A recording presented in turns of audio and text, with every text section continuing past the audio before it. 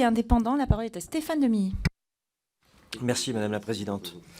Madame la Présidente Delli, Monsieur Légeois, chers collègues, le 27 juin dernier, la Commission européenne a adopté la décision d'exécution relative à la liaison fluviale transfrontalière Seine-Escaut.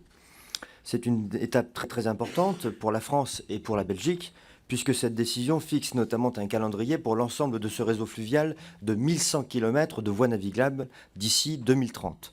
Je tiens à souligner le caractère essentiel de cette décision de la Commission européenne, car seuls 3 projets en Europe ont fait l'objet d'un tel engagement. Et surtout, sur les 735 km de voies concernées en France, la partie la plus importante constitue le futur canal Seine-Nord Europe. L'Union européenne a donc par cette décision clairement indiqué son soutien sur le long terme en faveur du projet du canal, un projet reconfiguré, j'insiste sur ce terme, reconfiguré, pour tenir compte des impératifs environnementaux, sujet qui vous est légitimement cher comme à notre présidente de commission. Pour en venir au financement, la liaison Seine-Escaut est financée à hauteur de 50% du montant des études et de 40% du montant des travaux dans le cadre du mécanisme dont vous parliez tout à l'heure, le mécanisme pour l'interconnexion en Europe 2014-2020.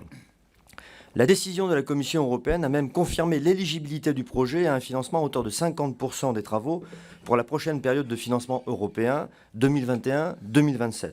Nous pouvons donc dire que concernant le financement du projet du canal Seine-Nord Europe, l'Union européenne a rempli sa part du contrat et nous ne pouvons que, collectivement, nous en réjouir.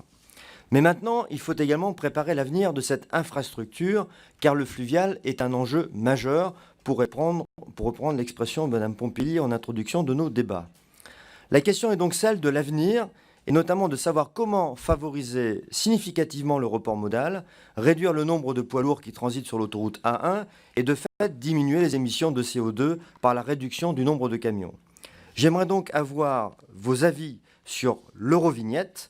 Comment, selon vous, les sociétés d'autoroutes, les transporteurs peuvent participer à la réussite de cette belle infrastructure qu'est le canal Seine-Nord, une infrastructure qui va dynamiser, Madame la Présidente, notre région commune, chère à nous tous. Merci, chers collègues. Je ne fais aucun commentaire. Je passe la parole pour le groupe Liberté.